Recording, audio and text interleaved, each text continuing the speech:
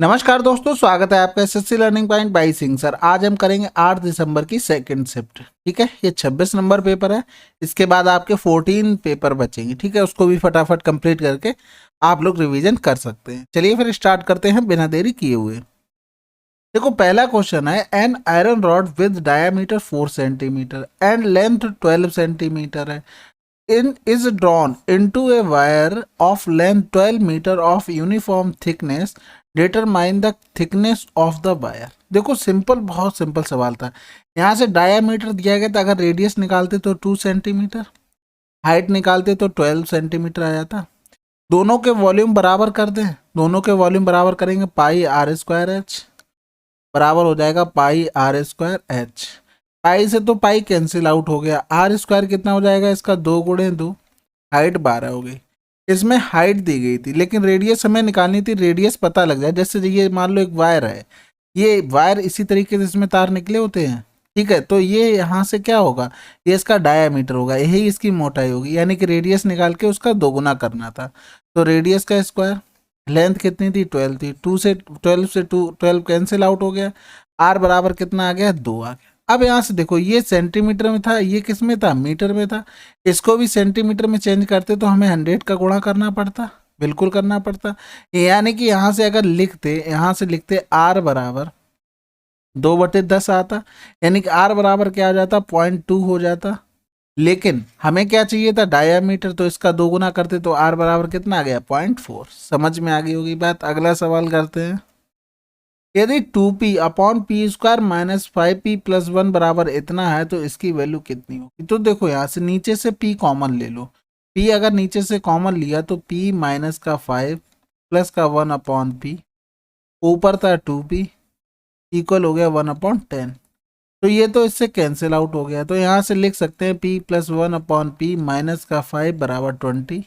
ये 5 इधर आ जाएगा, प्लस का 5 यानी 25 आंसर। अगला सवाल, जॉन 250 किलोमीटर की दूरी 50 किलोमीटर प्रति घंटा की चाल से गाड़ी चलाकर तय करता है और फिर 350 किलोमीटर की दूरी 70 किलोमीटर प्रति घंटा की चाल से गाड़ी चलाकर तय करता है।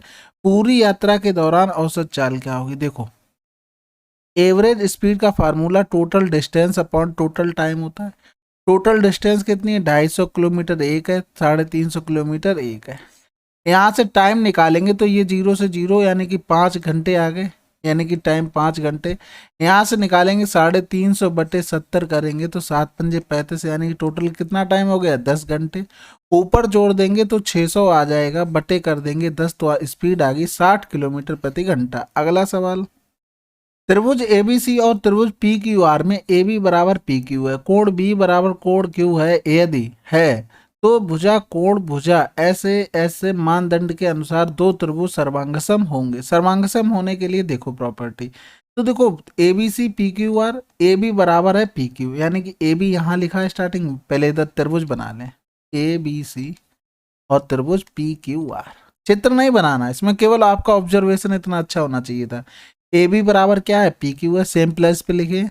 कोण बी बराबर कोण क्यू, सेम प्लेस पे लिखे। अब यहाँ पे देखो एस ए एस, यानी एक भुजा मिल गई, एक कोण मिल गया, यानी कि side angle side.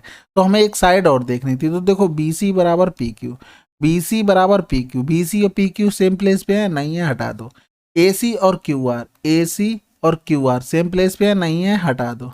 B C और क्यू आर, बी सी और क्यू आर सेम प्लेस पे है, आंसर हो गया। ए सी और पी आर, ए सी और पी आर सेम प्लेस पे है। लेकिन अब यहाँ से देखो दो चीजें मिल गई। अब हल्का सा ऑब्जर्वेशन ये होना चाहिए था कि side angle side, side angle side चाहिए, यानी कि देखो पहले ये साइड ली हमने, ठीक है, फिर क्या किया हमने, ये वाली साइड ली। तो ये इसलिए नहीं हुआ क्योंकि पहले हम ए बी बराबर पी क्यू कर सके, ए बी बराबर पी क्यू कर सके, फिर एंगल आ गया, फिर यही तो भुजा आएगी।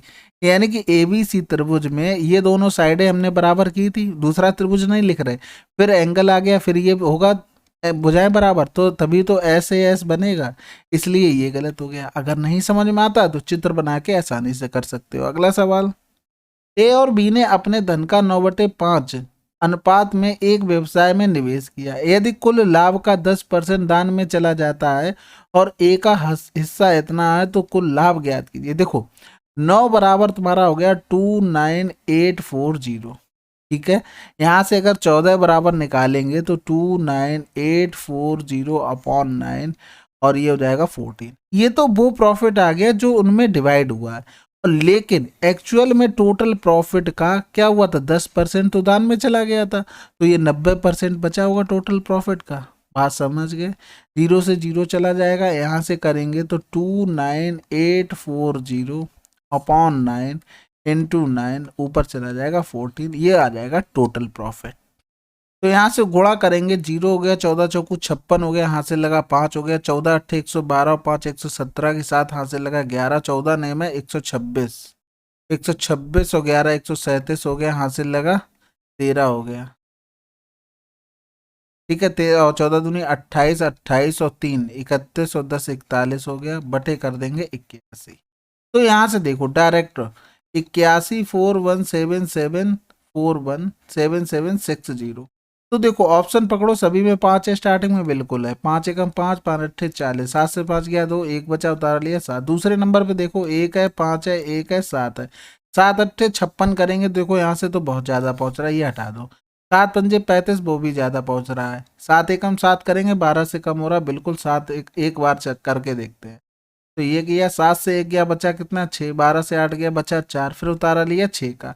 अब दो ऑप्शन थे, या तो 7 से जाएगा, ये तो 5 से जाएगा, 5 से करेंगे 5 अट्ठे 40 चला जाएगा, लेकिन 7 से करेंगे 7 अट्ठे 56, 46 से ज्यादा। अगला सवाल, त्रिभुज A B C D E F, कोण ए बराबर 55 है, ए बी बराबर डी ई है, ए सी बराबर डी एफ है, एंगल ई बराबर 85 है, एफ बराबर इतना, कौन सा गुण अनुरूप ए बी सी और त्रिभुज डी ई एफ सर्वांगसम। सर्वांगसम का मतलब क्या हो गया, हूबहू वाला होता है। ठीक है, डी ई एफ कह रहा था एंगल ए 55 है, इधर तो एंगल 55 इस त्रिभुज में तो दिया नहीं था, इस ट्रेंगल में अगर हम निकालेंगे तो 85 प्लस 40 करेंगे तो 5 हो गया, 8 4 12 हो गया, और माइनस करेंगे 180 से, तो 10 से 5 गया 5, 7 से 2 गया 5, 55। तो ई एफ तो तुम्हारे एंगल दिए गए थे, यानी डी कितना हो गया 55 हो गया, ए तुम्हारा कितना हो गया यहाँ से 55 हो गया। अब देखो ए बी बराबर डी ई, ए बी बराबर डी बिल्कुल सेम प्लेस पे है, बिल्कुल है। फिर ए सी बराबर डी एफ, यानी कि देखो ए सी बराबर डी एफ, यहाँ से समझे रहे ना बात को। फिर कह रहा था इसमें कौन सा कोड लगा, अब देखो दो साइडें बराबर हो गई, एक एंगल बराबर हो गया, साइड एंगल साइड प्रॉपर्टी लग गई, बिल्कुल यही प्रॉपर्टी लगेगी और कुछ लग ही नहीं सकती। अगला सवाल करते हैं, एक व्यक्ति 400 में क्रय किए हुए माल का आधा 5% के लाभ पर बेच देता है, उसे शेष माल को किस लाभ पर बेचना चाहिए ताकि पूरे माल पर 25% का लाभ हो। देखो आधा माल 5% पर, पूरा उसे 25% चाहिए, ये वाला परसेंटेज निकालना था, इसका रेशियो था 1:1। बात समझ गए होगे, क्योंकि आधे आधे माल की बात करा था, यहाँ से डिफरेंस करेंगे तो 20 आ गया, एक बराबर 20 है तो यहाँ पर भी 20 होगा। ये देखो 25 से ये छोटा था तो ये बड़ा होगा, ये कितना आ जाएगा 45%, 20 इसमें जोड़ दिया। अगला सवाल, एक कारखाने में अजय और विजय हीरे काटने के लिए एक मशीन पर काम करते हैं, लेकिन बारी बारी से घंटे के आधार पर अजय पहले घंटे में के लिए काम करता है और फिर विजय दूसरे घंटे के लिए काम करता है, और इसी तरह आगे काम करते हैं। अजय काम को 6 घंटे में पूरा करता है, जबकि विजय उसे 16 घंटे में पूरा करता है। अगर वे अलग अलग काम करते हैं, यदि वे बारी बारी आधार पर मशीन का उपयोग कर रहे हैं, तो वे कार्य को कितने समय में पूरा करेंगे। अब देखो ये सवाल इतना बड़ा था, धीरे धीरे मैं जो भी पॉइंट थे मेन मेन वो लिखता गया। अब सवाल बहुत आसान बन गया ना, नहीं तो इसको पढ़ते फिर दोबारा समझते तो आपके लिए कठिन हो जाएगा। ठीक है, यहाँ से करो एलसीएम, 48 हो गया, 6 6 48, 16 3 48। सबसे पहले अजय आया, फिर आया विजय, तो 8 3 11, यानी कि 48 में 11 का भाग करेंगे, 11 चौक 44 हो गया। ये 2 घंटे का काम था इनका, तो 2 का गुणा इसमें करेंगे तो 4 दूनी 8 घंटे का काम हो चुका है। बचा कितना 4 काम, अब इसका नंबर आ जाएगा, बटे 8 कर देंगे, यानी कि 4 दूनी 8, 1/2 घंटे, 60 का गुणा करेंगे मिनट में आ जाएगा 30 मिनट, यानी कि 8 घंटे ये 30 मिनट ये आंसर आ गया। अगला सवाल, यदि दो व्रत एक दूसरे को स्पर्श या प्रतिच्छेद नहीं करते हैं और एक दूसरे के अंदर नहीं है, तो उभयनिष्ठ स्पर्श रेखाओं की संख्या ज्ञात कीजिए। देखो 2 व्रत हो गए, ये एक तो स्पर्श रेखा ये हो गई उभयनिष्ठ, एक तो ये हो जाएगी और एक ये हो जाएगी और एक ऐसे हो जाएगी। ठीक है, सारी स्पर्श रेखाएं वो मेरी व्रत के से काट गई हैं, परेशान मत होना, आप लोग अच्छा बना लेना। कॉट ए बराबर इतना दिया गया तो साइन ए बराबर 5/13। देखो कॉट लिखेंगे, कॉट क्या होता है आधार बटे लंब, तो ये कर्ड हो जाएगा। साइन ए क्या होता है लंब बटे कर्ड, यानी 5/13। अगला सवाल, अनुराधा अपना पैसा एक फर्म में निवेश करती है जहां मूल राशि 10 वर्षों में 3 गुना हो जाती है।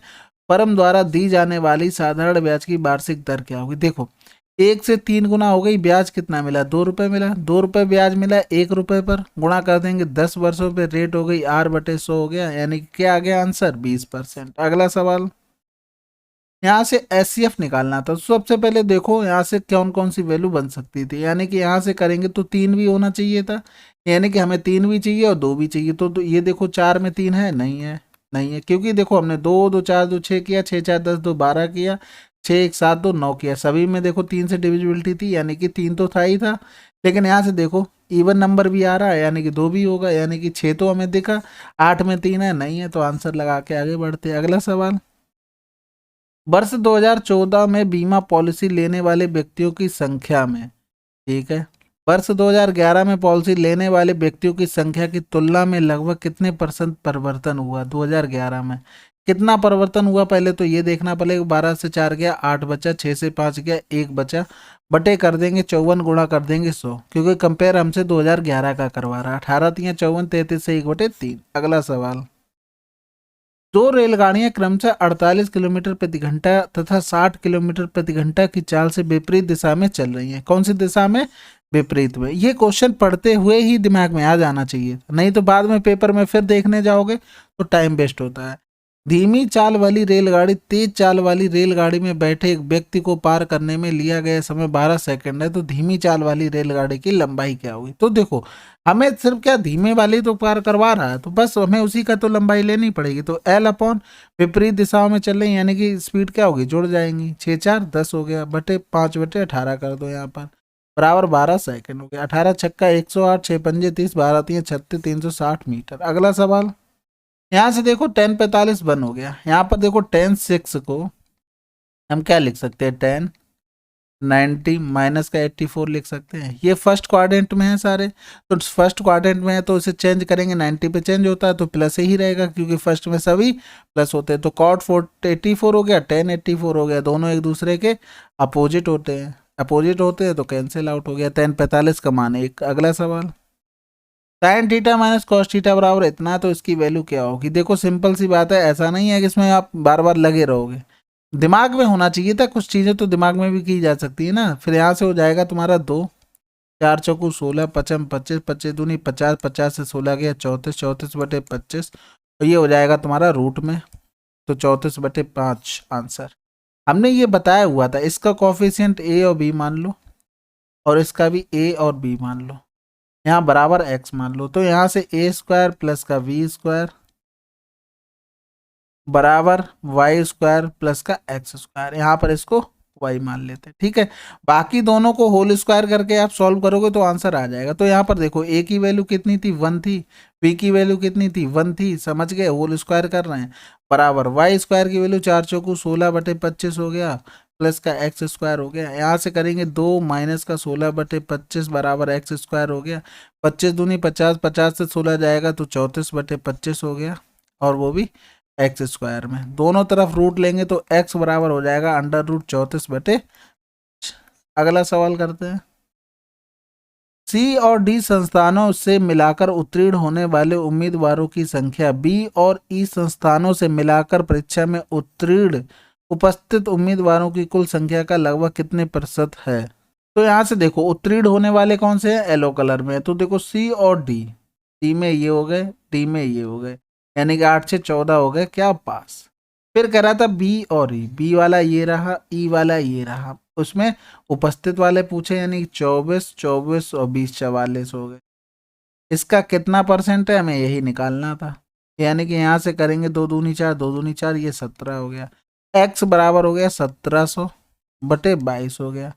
यहाँ से करेंगे तो 4 से तो कटना नहीं है, 2 एकम 2, 2 एकम 2 हो गया, 2 अट्ठे 16 हो गया, 1 बचा, 2 पंजे 10, 0 हो गया। यहाँ से 11 सत्ते 77 हो गया। जैसे ही 7 मिला आंसर आ गया। अगला सवाल, वस्तु पी तथा क्यू का कुल विक्रय मूल्य वस्तु आर एस टी के कुल विक्रय मूल्य का कितना परसेंट है। देखो ये तो सब क्या दिए गए थे, क्रय मूल्य। ये क्या दिया गया था, लाभ दिया गया था। यानी कि अगर हम पी के लिए क्रय मूल्य विक्रय मूल्य निकालते तो 190/100 करना पड़ता, तभी तो प्रॉफिट मिलता। क्यू का हम निकालते तो 250 का 200% करना पड़ता, तभी तो हमें मिलता।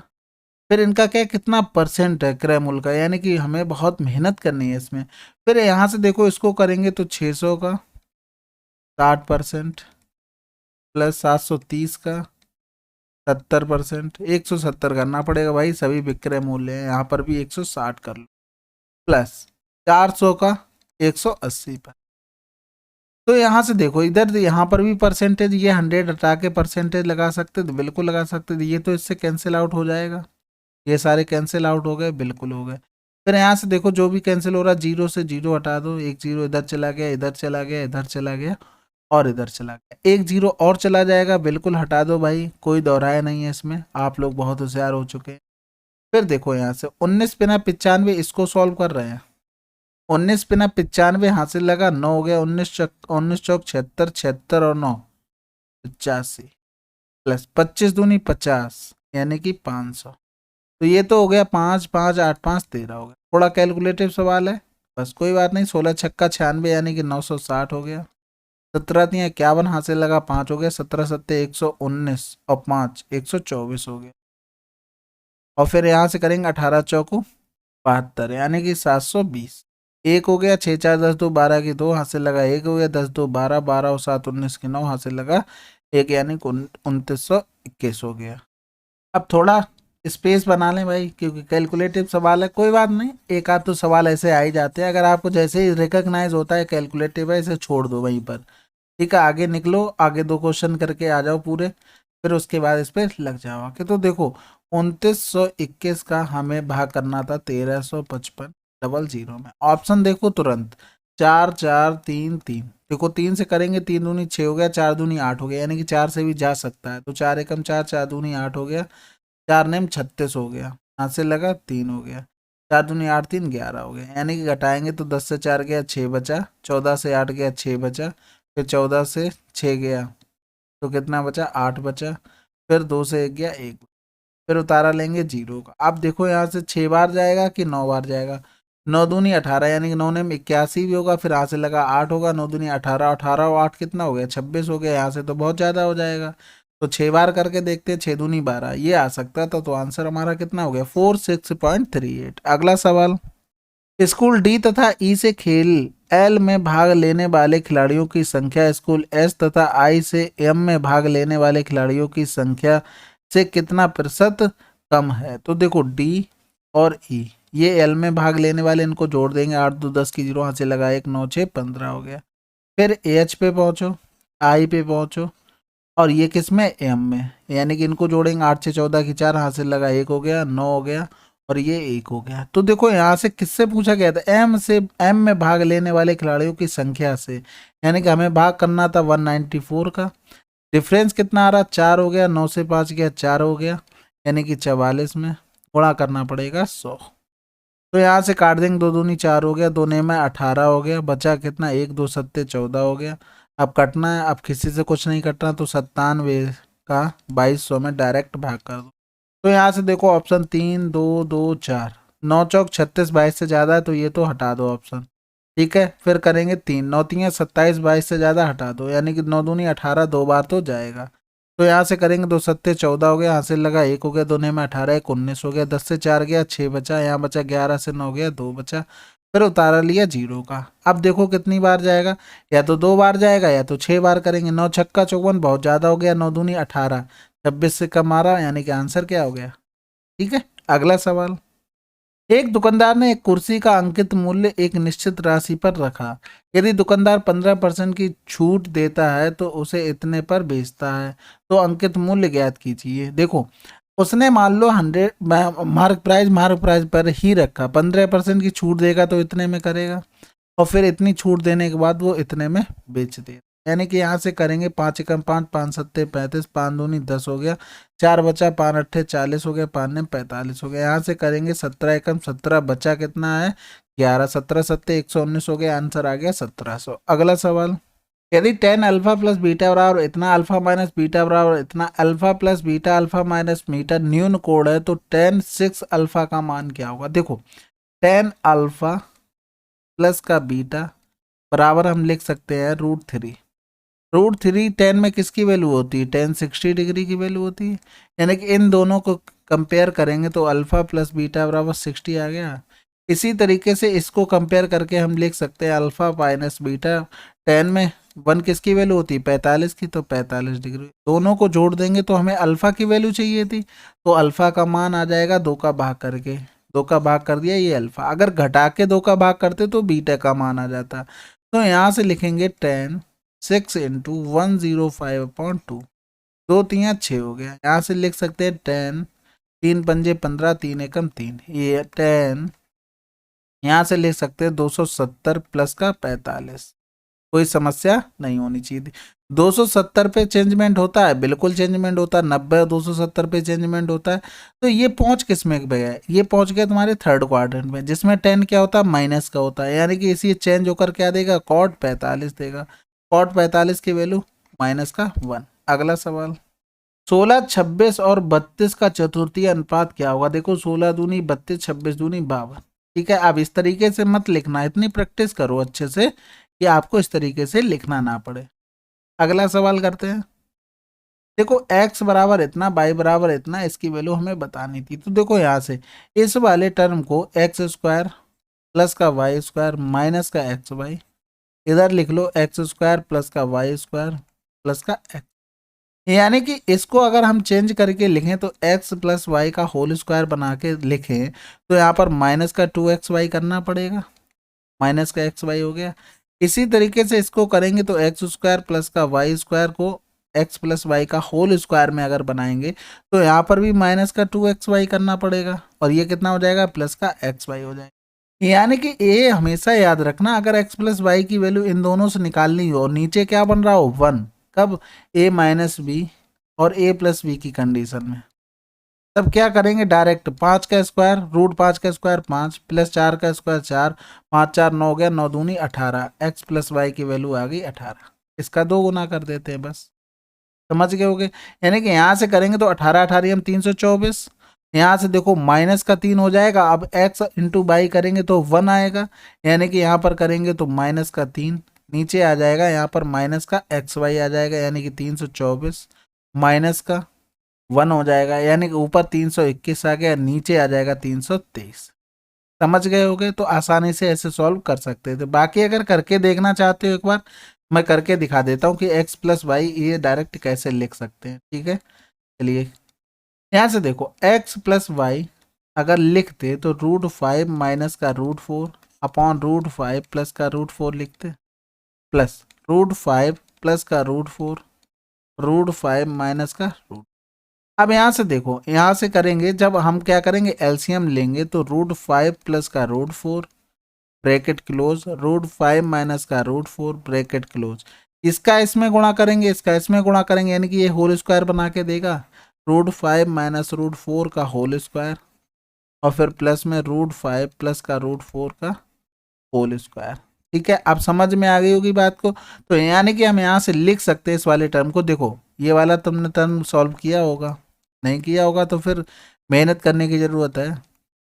इसको हम लिख सकते हैं तो 2a² प्लस का 20 फार्मूला खोलने के बाद। ठीक है, तो यहाँ से इसी तरीके से 5 का स्क्वायर कर देते हैं जो हमने अभी करके दिखाया था, 5 4 9 दूनी 18, तो √5 का स्क्वायर करेंगे प्लस √4 का स्क्वायर करेंगे इनटू कर देते हैं पूरे का 2, नीचे तो 5 माइनस 4 1 हो जाएगा। समझ में आ गई, इसीलिए वो डायरेक्ट लिख दिया। तो ये चीज़ें याद रखो, शॉर्ट हो जाता है और अच्छे से आंसर आ जाता है। अगला सवाल देखो, यहाँ पर ये भी सिंपल सवाल है, इसको क्या लिख सकते थे 2 लिख सकते थे, यानी कि y बराबर 3 प्लस का √3 हो गया। अब यहाँ से देखो अगर इसको सॉल्व करते चले जाएंगे, जैसे स्क्वायर किया तो y की पावर 2 मिल जाएगी, y की पावर फिर 4 मिल जाएगी, लेकिन ये वाले टर्म नहीं मिलेंगे, यानी कि कहीं ना कहीं इधर भी इसको भी कुछ ना कुछ तो आना पड़ेगा। तो यहाँ से y माइनस 1 कर लो और यहाँ से 2 यानी 2 दूनी 4, यानी कि 2 इधर ही रहने दो, दोनों का होल स्क्वायर कर दो, दोनों का होल स्क्वायर कर दो, y की पावर 2 प्लस का 1 माइनस का करेंगे 2y हो गया, बराबर 2 दूनी 4 प्लस का 3 प्लस का 2 दूनी 4 रूट 3 हो गया। समझ में आ गई होगी। तो यहाँ से करेंगे बाई की पावर 2 माइनस का 2 बाई बराबर 4 3 7 और एक इधर पहुंच जाएगा, यानी कि 6 प्लस का 4 रूट 3। फिर से होल स्क्वायर कर दो तो बाई की पावर 4 हो जाएगा। यहाँ से प्लस 2 दूनी 4 बाई स्क्वायर हो जाएगा। फिर माइनस का 2 दूनी 4 वाई क्यूब हो जाएगा, बराबर 6 36 4 चौकू 16 3 48 और फिर प्लस का 6 चौक 24 दूनी 48 रूट 3। ठीक है, दोनों तरफ का होल स्क्वायर कर दिया। अब यहाँ से देखो हमें मिल क्या क्या गया है। अब इनको जोड़ेंगे, 8 6 14 की 4 हासिल लगा 1 हो गया, यानी कि 4 4 8 हो गया, 84 प्लस का 48 रूट 3 हो गया। तो देखो 84 हमें किसका इसमें चाहिए था, माइनस का, यानी कि हमें कहीं ना कहीं कुछ ना कुछ तो गुणा भाग लगाना पड़ेगा, नहीं तो गड़बड़ हो जाएगा। पहले तो सब में 2 का गुणा कर दो, तो ये यहाँ से देखो 2 हो गया, ये 8 हो गया, फिर यहाँ से 4 दूनी 8 हो गया, फिर यहाँ से करेंगे तो 2 चौकू 8 यानी कि 84 गुणे 2 48 गुणे 2 हो जाएगा। समझ गए होगे बात को।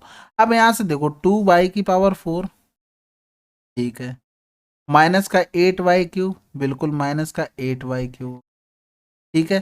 फिर यहाँ से देखो क्या चाहिए था, माइनस का 6 वाई स्क्वायर चाहिए था, प्लस का 8 वाई स्क्वायर माइनस का 84 कर दो। यहाँ से इससे लिख रहा हूँ पूरा भी, ठीक है, कंपेयर भी करता जा रहा हूँ, जो जो मिल रहा है वो लिखता चला जा रहा हूँ, ठीक है। यहाँ पर एक 84 बचा होगा, बराबर 84, फिर प्लस का 96 रूट 3। अब यहाँ से देखो, यहाँ से इस वाली इक्वेशन को थोड़ा हम नज़रअंदाज ना करते हुए इस पर कुछ काम करते हैं। हमें 28 वाई चाहिए, यानी कि इसमें पूरे में 14 का गुणा कर दें, यानी कि ये बन जाएगा 14 वाई स्क्वायर माइनस का 28 वाई और बराबर 14 छंग 84 प्लस का 14 चौकू 56 रूट 3 बन जाएगा। यानी कि इसको हमें कहीं ना कहीं यूज में लेना पड़ेगा, नहीं तो हम क्या कर सकते हैं, इसके ऊपर कुछ नहीं कर सकते। तो इसको इस 84 की जगह, इस 84 की जगह या इसकी जगह पुट कर लो, ठीक है। यहाँ से अगर इसको पुट करेंगे तो 14 वाई स्क्वायर माइनस का 28 वाई माइनस का 56 रूट 3 और प्लस का 96 रूट 3 हो गया। समझ में आ गया। आप थोड़ा इरेज कर लें, बाकी आप लोग कैलकुलेशन कीजिए तब तक अच्छे से। अब यहाँ से देखो 2 वाई की पावर 4 तो हमें जो क्वेश्चन में पूछा गया था वो मिल ही गया था, कोई समस्या वाली बात नहीं थी। माइनस का 6 वाई स्क्वायर हमको नहीं मिला था, वो हम 14 वाई स्क्वायर से घटा के हम निकाल लेंगे। तो देखो यहाँ से इसको लिखते हैं अब प्रॉपर, 2 वाई की पावर 4 माइनस का 8 वाई क्यूब। अब यहाँ से देखो 6 वाई स्क्वायर चाहिए था, यहाँ पर 8 वाई स्क्वायर है, ये इधर आ जाएगा तो माइनस का 6 वाई स्क्वायर दे देगा, बिल्कुल दे देगा। 84 माइनस का है ही, बिल्कुल है। यहाँ से 28 वाई प्लस का रह गया, यानी कि ये वाला इधर आ जाएगा तो प्लस का 28 वाई देगा। बराबर में बचा क्या है, केवल इतना बचा है, यानी कि 96 रूट 3 माइनस का 56 रूट 3 बराबर क्या हो जाएगा, 40 का रूट 3। ठीक है, थोड़ा सा कैलकुलेटिव, थोड़ा सा अच्छा सवाल है, प्रैक्टिस कर लेना, मेंस में आने के चांस बहुत ज़्यादा है। अगला सवाल, एक भाग के प्रश्न में भाजक भागफल का 10 गुना है और शेष फल का 4 गुना। तो देखो एक भाजक था, भागफल था और शेषफल था, ठीक है। अब यहाँ से देखो 10 गुना हो रहा, कहीं 4 गुना, यानी कि इसको 40 मान लो, यानी कि भागफल का 10 गुना हो रहा तो ये 4 रहा होगा, इसका 4 गुना हो रहा तो ये तो 10 रहा होगा। समझ गए। तो यहाँ से 10 बराबर दिया गया था 45, ठीक है। यहाँ से 4 बराबर निकालते, यानी कि 4 पंजे 20 400 को 16 16 तो 18 हो जाता है, और 40 बराबर 4 गुना हो रहा था, यानी कि 4 पंजे 20 400 को 16 तो 18 हो गया। हमें पता है कि ये होता है भाजक, फिर ये होता है हमारा भाज्य, ये होता है हमारा भागफल, बटे यहाँ से रिमाइंडर क्या आता है, शेषफल। ठीक है। अब यहाँ से देखो सिंपल सी जो जो वैल्यू दी गई थी उसको पुट कर दो, 180 आ गया, यहाँ पर भागफल कितना था, 18 था, यहाँ पर ये शेषफल 45 था, यानी कि इनका दोनों का गुणा करेंगे, 18 18 हम 324 हो गया, प्लस का 45 कर देंगे, हमारा आंसर आ जाएगा 3285। ठीक है, अगला सवाल करते हैं। चलिए फिर 8 दिसंबर की शिफ्ट 2 कंप्लीट हो गई। ठीक है, आशा करते हैं आप लोगों को समझ में आया है। देखो कोई भी क्वेश्चन समझ में ना आया करे, मैंने सबको कांटेक्ट नंबर दे रखा है 293977। ठीक है, इस पर आप लोग स्क्रीनशॉट लेकर तुरंत भेज सकते हैं और आप मुझे बता सकते हैं क्यों नहीं आ रहा आपका। आपको भी अपना सॉल्यूशन भेजना पड़ेगा जिसे मैं रेक्टिफाई कर पाऊँ कि आपको क्या प्रॉब्लम आ रही। ठीक है, चलिए फिर मिलते हैं अगले वीडियो में, तब तक के लिए जय हिंद जय भारत।